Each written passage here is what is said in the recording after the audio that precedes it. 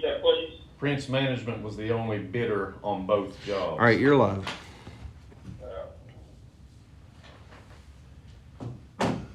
Good morning and welcome to Summers County Board of Education special meeting. It is Tuesday, August the 3rd, 2021, and the time is 8 a.m. The chair calls this meeting to order. Item 1, roll call. Let the minutes reflect that present in the building are the chair, Mr. McBride, Mr. Brogan. Joining us by phone is Vice President Farley and Mr. Angel. Therefore, all 5 members are present. Item 2, invocation, pledge of allegiance. Mr. Brogan, would you do that for us? Our Father in heaven, we just want to thank you so much for waking us up this morning to another new day. Lord, we just thank you for your many blessings that you bestow upon each one of us through our lives. Father, we just want to take a moment and say thanks for all the staff that make up the Summers County school system. Lord, it takes one and all, and we're just thankful for each one. Lord, we just pray that you'd go with us through this agenda. Pray that the correct decisions would be made on all points of the agenda. We pray these things in Jesus' name. Amen. I pledge allegiance to the flag of the United States of America and to the republic for which it stands, one nation, under God, indivisible, with liberty and justice for all.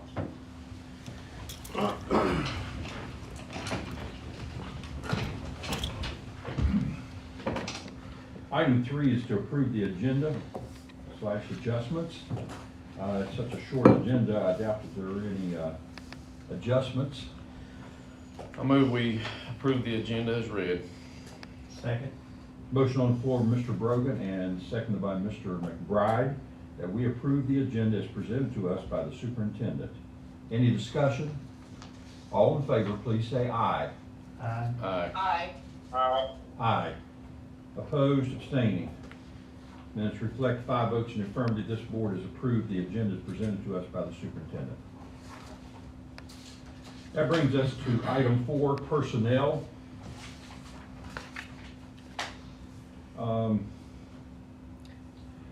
On personnel items, we have before us resignation of professional personnel. Brittany Christian, English teacher, Summers County Comprehensive High School. Natalie McClung, 4th grade teacher, Hinton area. Resignation in service, Derek Tuning, custodian 2, Summers County Comprehensive. Employment, substitute service, Trista Jones, secretary. Jerry Toney, custodian. Employment, substitute professional, Patrick Brown, substitute teacher. Morgan Durham, substitute teacher. These have been presented to us by the superintendent, and these are his recommendations for the board. Chair would entertain a motion. I'll make a motion and we approve each item on the hires and the substitutes and the resignations as presented by the superintendent. Second. Motion on the floor by Mr. Brogan, second by Mr. McBride, that this board approve the recommendations of the superintendent regarding resignation of professional personnel, resignation of service personnel, employment of substitute service, employment of substitute professional. Is there any discussion? All in favor, please say aye. Aye. Aye. Aye.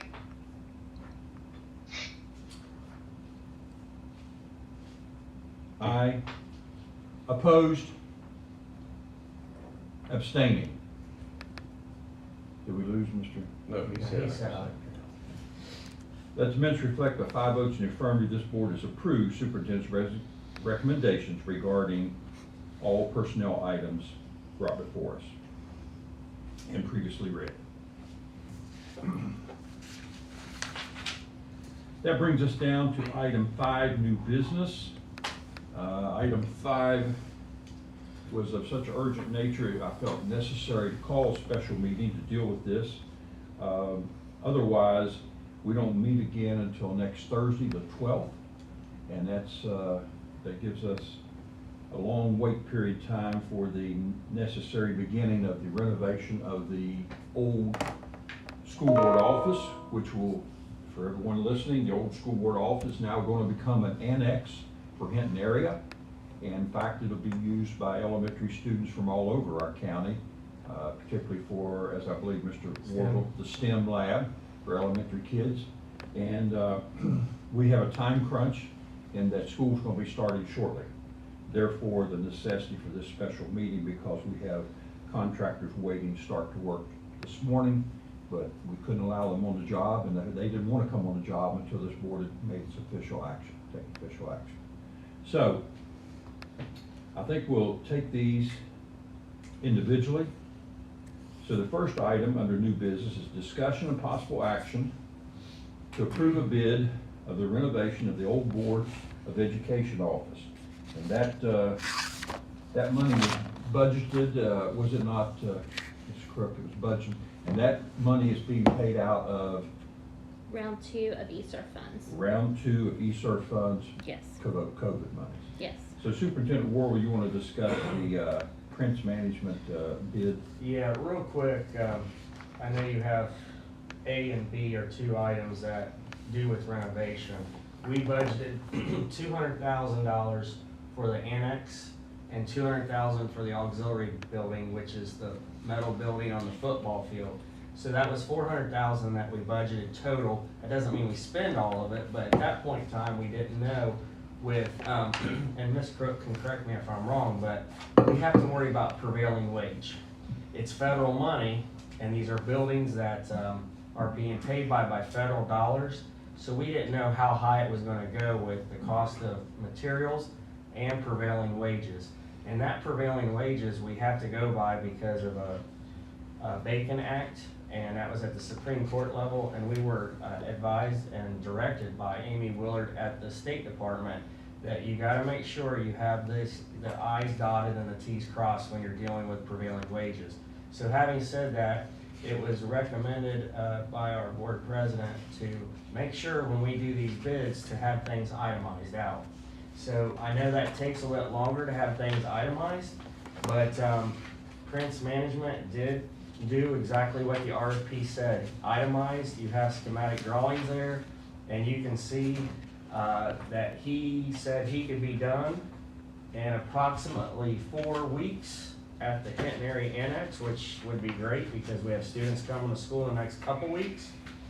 And his bid came in at, I want to round up to $123,000, but to be down to the penny, he has $122,435.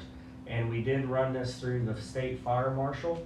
So the fire marshal told us exactly what we can and cannot do with the renovation there. We budgeted $200,000. You can see that number is well below that, but again, we weren't sure with materials and prevailing wages. And if you have any more specific questions, I would direct it towards our facility director, Mr. Lesser. If anybody in this room would like to ask a question, I'm sure you guys would like to ask many questions as we look at spending quite a bit of money on this facility.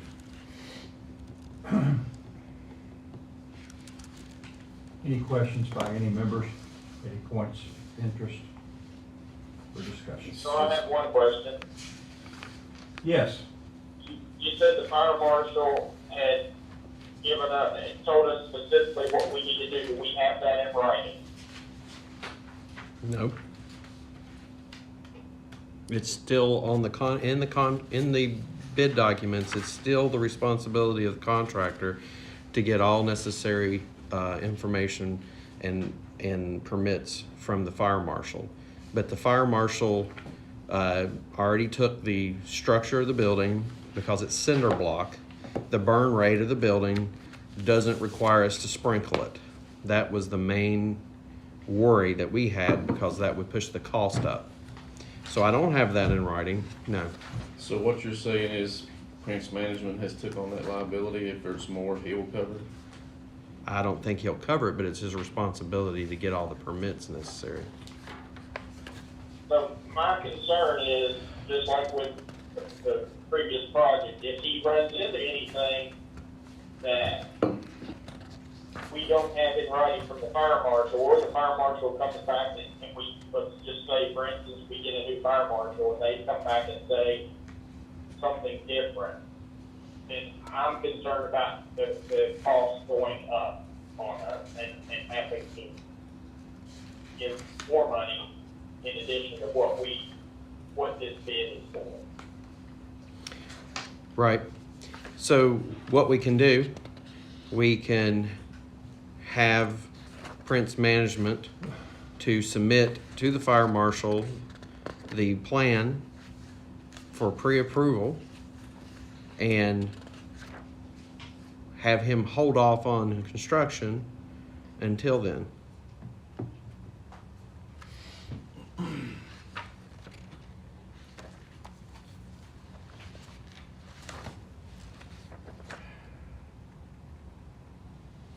I do have a correction. This says 8 weeks. I thought it said 4. I did misspeak on that one. So basically, Greg, right now, everything that is I think there's an the wood paneling has to be removed They're and all drywall. That's the burn rating on that. And then the cinder block is not have to be drywalled. It can be left alone because that meets that burn rating.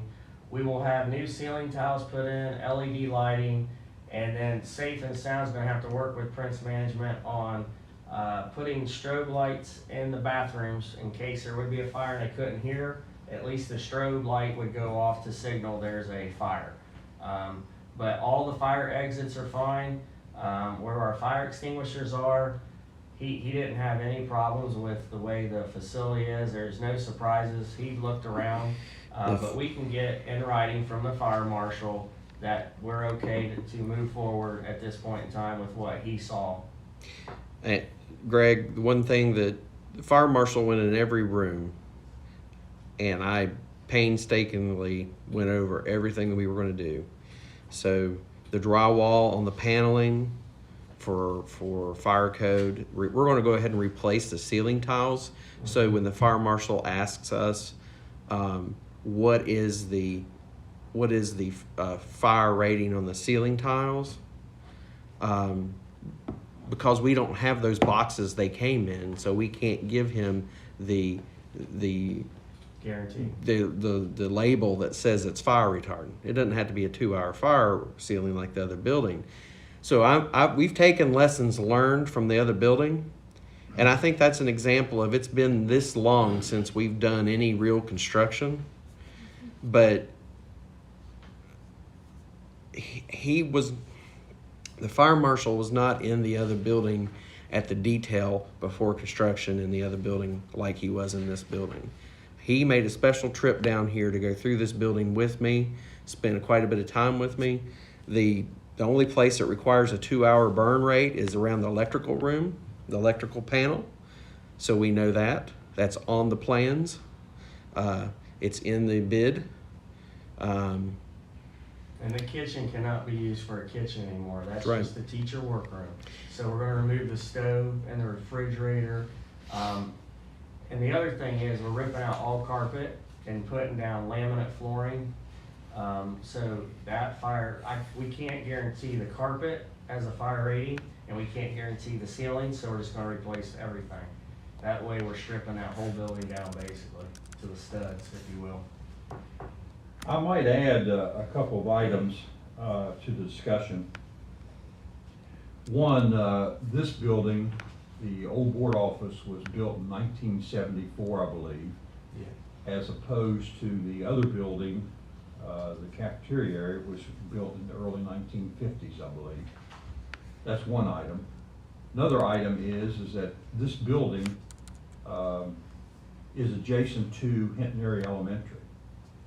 If we should discover serious electrical issues, then it would be incumbent upon us to fix that problem purely for the fact that it is adjacent to our elementary school. I really don't anticipate those, and the fact that the fire marshal was there, what happened to us the other time was we had a fire marshal, I guess, who knew he was on his way out, came in, wasn't very deliberate. Then we got a new fire marshal in, and he was very deliberate. And we are lucky that he made us put in those burned panels, not because we needed them, but we were lucky that we put them in, because in doing so, we discovered serious fire hazards for that building. So we took steps to protect that building for our future use. Should we discover that in this building, we clearly would have to take those steps regardless. And if there are problems there, unfortunately, we're assigned a fire marshal, and they are pretty close to being dictators on earth. And we're having great struggles with them. So I would say that, and the fact that he's been there, said it didn't have to be sprinklered, I don't think he's gonna be looking for anything. But again, if we would find something, this board would have to fix it. It's right up next to a building that houses all of our students. Greg, I sent you some pictures to your phone, some of the more important pages of this, if you want to take a second to look them over. I will also say that regarding this bid, I privately and in an open meeting said that we wanted contractors to give us specific detailed itemization. I can tell you, there are contractors out there who don't want to take the time to do that. And that puts this board and public money at risk for being abused. Prince Management did that. I've also heard comments that the policy 8200 summary addendum that Howard Super recommended be on our contracts for our protection. Some of the contractors said they didn't like that issue. Well, I'm sorry about that. We're going to follow policy 8200 suggestions, and we're going to do what we think is necessary to protect this board and public money. So, more questions or discussion by any members? I was looking on the not included in scope of work. Is that things we're gonna do that aren't included, or what does that say? I asked for extra itemized pieces, and for instance, we cannot do roofs with ESSER funding. So that's why it is specifically listed. Is that needed at this time? The roof is at its end of life. It does have issues. But there's no leaks at this point. There's no leaks at this point. But we have to bid out things separately when it comes to ESSER money or ARF money or any of the COVID money. We have to bid that out as a separate entity, because that is what we have been directed by the state officials that we have to do. So what we did was we thought, let's put that in there, because at some point in time, we're gonna have to address a lot of roofs in our county. You got Jumping Branch, you got the CTE building, and you have the current annex building that we're talking about. Those three right away are the top three. I would say the annex building is the least priority because there hasn't been any leaks, but it's at its lifespan, we'll just put it that way. What in talking with people on my staff, they feel one of the top priorities for us to find funding for and try to get done is those three roofing projects. Because we're putting a lot of money in the insides of buildings, a lot of equipment, a lot of upgrades, but if we don't have the roofs replaced, it won't last. Well, I haven't been on that roof, but I've driven by it a lot. Shingle roof, I don't know when it was put on, but unless somebody can tell me we've been having issues with it, I don't see that roof is at a stage where it is necessary to replace that roof at this time. No, it is not. That roof is not in bad shape. Will it need it? Just like all of them, it will. And I think it has a lot more life, but that is something that we, as you mentioned, in all of our roofs, we need to have our maintenance evaluate them carefully. Well, the other thing we can do that I'd like to see happen, our CTE kids did the roofing project out at the football field. It's the same slope roof There's not a whole lot of cuts. It's pretty simple. Oh, yeah, it's We- good dry. What we could do is, we could have our kids do that project. And to me, that's what you do. That's a real life project for our kids. And if they can help with ownership of our school properties, that would be one I would let them tackle. Now, Jumping Branch and CTE, no, that's above them. But this roofing project at Hinton area, that's right up their alley. And Mr. Avis and his team of kids did a good job out there when they could be in school. I mean, that was the only thing, they did a great job with that. So we could look at that with the CTE, and we could fund that to them using county money on that project. But we just thought, let's bid it out separately just to see. But What did you get on that? What did I get on what? The roof? It was not quoted on the bid. Okay. One thing to note is the fire alarm adjustments would have to be through probably Safe and Sound. That is out of the scope for Prince. So the bathrooms had to have strobe lights, and just a few adjustments. so like the fire marshal said, we're allowed to drywall over top of the paneling. If we can do that, he said, that's fine with him. But Prince Management said, if we do that, you can get into a situation where the receptacles and also the fire might not be the right, so you might have to just strip it down and that's fine, because it's in the demolition anyway. Demolition's around $14,850. I mean, he's gonna be stripping a lot of it down, just to go, it's better just do it that way than to try to drywall over top of stuff. I agree with that. You know, so that's why the demo is a little more expensive, because we're just trying to find out if there's any mistakes that might have been made over the years, kind of like we learned from the other facility. But since it was built in '74, I can't see there being as many as a building being built in the '30s. I mean, let's be honest where we're at this point. So. One thing to note is, I don't think you'd get a fire marshal to sign off on that is everything that has to be done, because of when you start tearing into it, you could find things that you need to do that are our responsibility to make sure is fixed. Because we've had a lot of changes over time. I'll eat that one, because I know privately in a public meeting, I said, going forward, I want the fire marshal to sign off on this. I said that out of chagrin and anger. At the same time, I knew you never get one to do it, but that's just the way I felt about it. But are there any more questions or points? Ms. Farley, you still there? I am. Okay. Okay.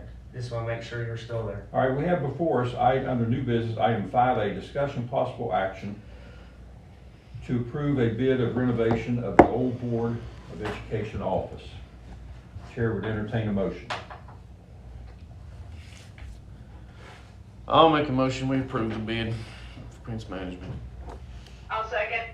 Motion on the floor of Mr. Brogan, seconded by Vice President Farley. This board approved a bid for the renovation of the old Board of Education office as per the specs presented to us by Prince Management via the superintendent and the facilities director.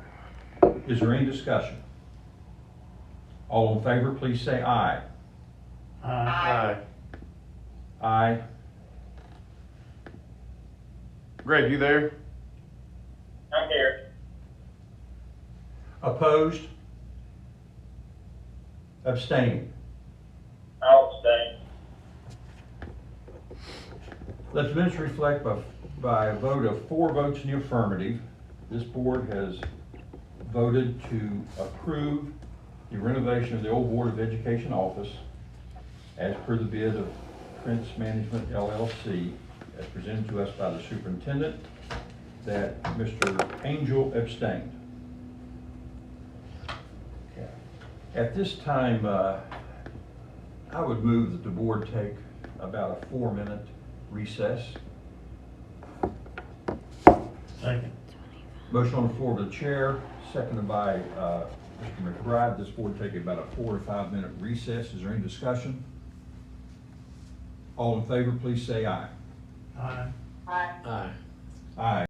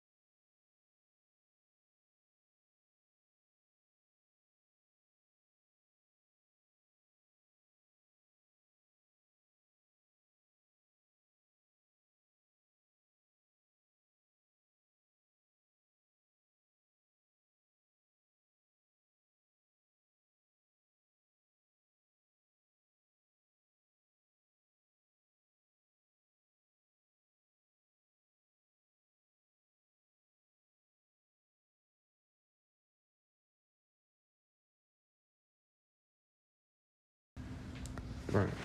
Are we live?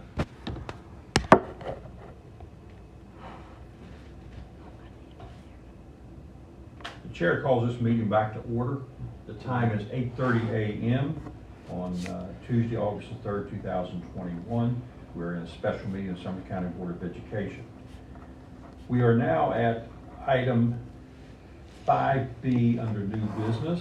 The item is discussion and possible action to approve a bid for the renovation of the auxiliary building in the end zone at the high school football field. One of the things that I find most exciting about this building is that this building is going to be truly what it was first intended to be, a multi-purpose room. This building will house an area that will provide a venue for our archery team, a venue that team has really not had in the past. He will also provide a batting cage for our softball team once we procure a coach. Also a batting cage and a place for some basic grounding for both the baseball and the softball. In addition, that multi-purpose room will also be a place where the football athletes can go when there is inclement weather, whether it's rain or thunderstorms, whatever, and they will be able to go in there and do certain amounts of work during their practice periods. So I find that exciting that we will have that, and that's truly multi-purpose, and that will serve the needs of a great number of our students. Superintendent Warwood, would you like to present the bid proposal, and Yeah. I'll entertain any questions? Again, we tried to make sure that the 400,000 we have for both projects with that ESSERF money, we put that out there for people to see and understand. We've taken this to the State Department. They know what we're gonna do with this money. Again, prevailing wages have to be attached to this building as well. So what Prince Management has is $248,154. I will add one more thing to Mr. Duncan's speech there. We are also providing restrooms. So that's electrical out there, that's plumbing, and that's sewage. Now, when that was built 10 years ago or so, they have plumbing in there, but you have to connect stuff. That costs the money, is the connectivity. Now, the plumbing is there, but we have concrete that we need to make sure is graded outward, because right now the ground is higher than the building, and so we want to grade that out right. We want to provide sidewalks for people who walk up to the restrooms, or wheelchair accessibility up there from the baseball, softball area when we have our spring sports. That'll also be available for athletes as well to go to the restroom while they're out there. So it's just a nice building to provide all the things that Mr. Duncan talked about as an auxiliary facility for athletics, but also a restroom area for people to use while they're out there. And since we have this money from ESSERF and it's an infrastructure bill, this is giving us plenty of money to support this endeavor. Now, we did talk to Prince Management, said, what if we would cut out some things, because this is getting pretty high, but if you cut out the restroom and the concrete and the sewage and the plumbing with the water, it would come down to closer to 180,000. But why not use this ESSERF money that has been given to us and use it and spend it? And this is the most appropriate way to do it, is use it, because if you don't use it, that money could possibly have to go back to the federal government. So they want us to spend this money, and this is probably the best frugal way to do it, is get a bid out there. This gentleman not only gave us a bid, but he itemized it on page 2, and you can see everything that he has that he wants to do with our request to make sure it comes up to today's standards. The nice thing about that facility is it's already down to the bones. There's no demolition far as taking anything off the walls. It's just adding some siding inside the wall for batting cages and to keep kids from getting into the insulation. The dumpster sanitary services is there for $2,300. There will be a little bit of restructuring and cutting up some of the concrete in that building where the bathrooms are going to be, because he wants to make sure that is done right. And nothing's worse than hooking up stuff and finding something wasn't correct. That building's been sitting there 10 years, so we want to make sure everything's right with that. But having said that, you can see on page 2 and 1 the cost, and the completion time is also 8 weeks. So this facility could be done before hopefully Thanksgiving or Christmas. But we wanted you all to be aware of the cost. It is a lot of money, but we do have ESSERF money, and we have budgeted $400,000 for both buildings. And if anybody has any questions, I'll be glad to take them, or Mr. Lester can, because he's been working really hard to get this done in a timely fashion. I would also point out that a short walk around the track from the visitor side, this provides a bathroom facility for visitors during football games. And so I would point that out, that's another feature of it. Questions by any members?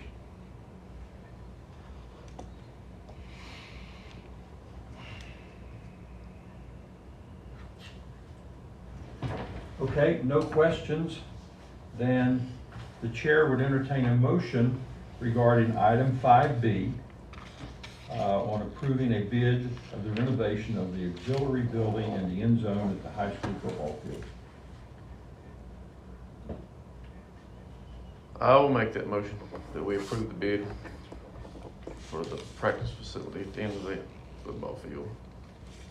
I'll second. There's a motion on the floor by Mr. Brogan, seconded by Mr. McBride, that this board approve the bid from Prince Management LLC for renovation of the auxiliary building in the end zone at the high school football field. The bid as presented to us by the superintendent. Is there any discussion? All in favor, please say aye. Aye. Aye. Aye. Mr. Angel? Absolutely. He abstained. Okay. He don't have any paper. Opposed? Abstaining? I'll say. Let the minutes reflect by 4 votes in the affirmative, this board has approved the bid with Prince Management LLC for the renovation of the auxiliary building in the end zone, and that Mr. Angel abstained from this vote. 4-0 in the affirmative. Motion passes. Item 5C, discussion and possible action to approve a bid of electrical contractor, Superintendent Warble or Mr. Lester, or both. I'm gonna have Mr. Lester speak on this because he has been running on this one solo because we've had a lot of electrical issues that need to be looked at in our facilities. And one of them is at the middle school, high school facility with the lighting outside the building is one example, but I'll let him go into more depth with you all. Mr. Lester?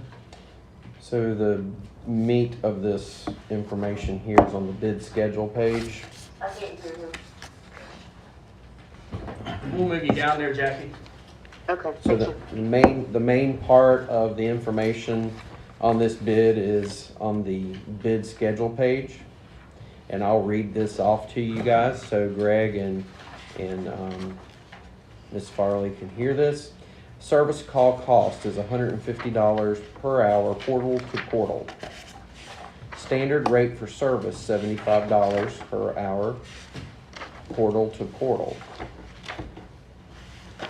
Saturday, Sundays, and holiday rates is $125 portal to portal. Overtime rate for electrical services, $112.50 portable.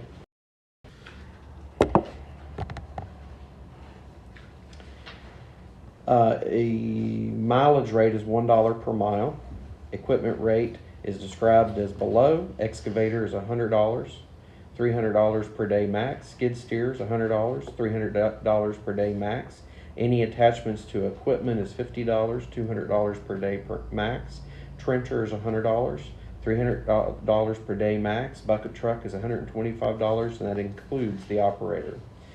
This is itemized out because we do not have, these are all pieces that we do not have the expertise in-house to do. And we want to make sure that any electrical changes that we're doing is by a certified master electrician. In addition to that, this particular bidder has all of the equipment necessary to do a lot of our exterior changes that we need. You might look at the hourly rate and say that's a little bit high, but you got to remember that policy 8200 required me to put prevailing wage in the bid request. Now, with that said, So this is prevailing wage? that was in, we would have to call wage an hour at the State Department to find that out, but it is the contractor's responsibility to make sure that they're paying prevailing wage. But it's our responsibility to put that in the RFP per policy 8200. One thing to note, I don't know that every county puts prevailing wage in these bids, but 8,200, as of right now, even though we are a right-to-work state, 8,200 still has prevailing wage in its document. I believe I understood you to say that we do not have on staff maintenance people who are master electricians that can do this. Correct. With this agreement, this electrical contractor agrees to get to us within what period of time if we have an emergency or need something done? I put in the RFP some time constraints. I'm just going to double check because they were pretty specific.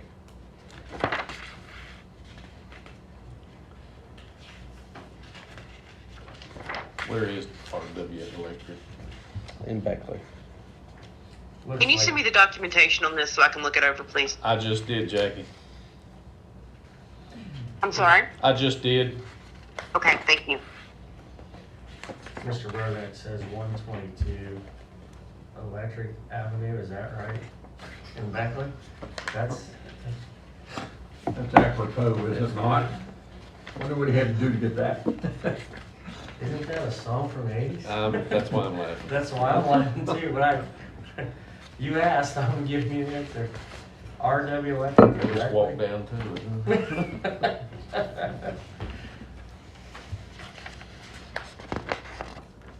Oh, here's it. It's like one of the last pages in there.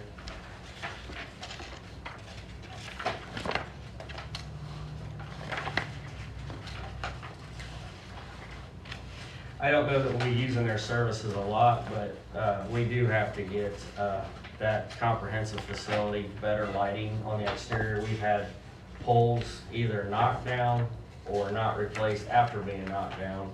And we have to have better lighting out there at that facility. It's not good in the evenings.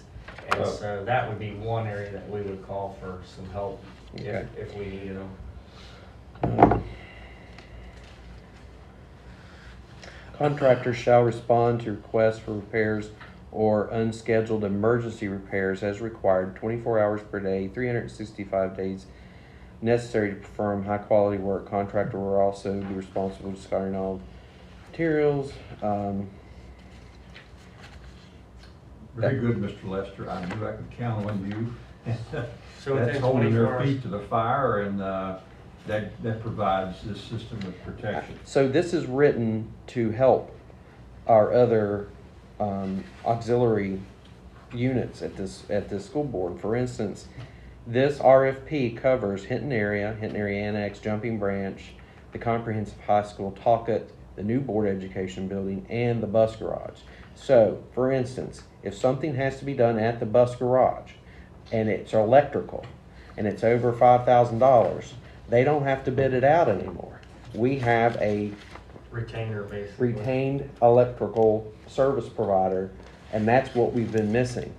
Before, everything we would want to do, we would have to go through this process. This will speed us up, and we know we get it done right, and we know that this person has all of the equipment necessary to do the type of things that we can't do. We can't fix the lights on the outside of the building, and that was what was in the CEFP that was voted on, is exterior lighting at Talcott, Hinton area, and the comprehensive high school. This person has the ability and the equipment to get to those lightings so that we can fix them.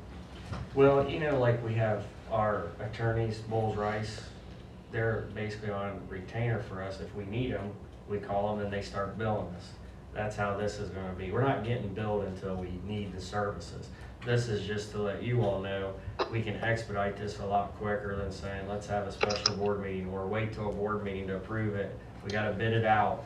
This helps us to move a little quicker. And this person has worked for this county before. They did put in the electrical for the new walk-in freezer unit that will be at Jumping Branch. So approving this captivates a licensed master electrician who is bound to us to respond.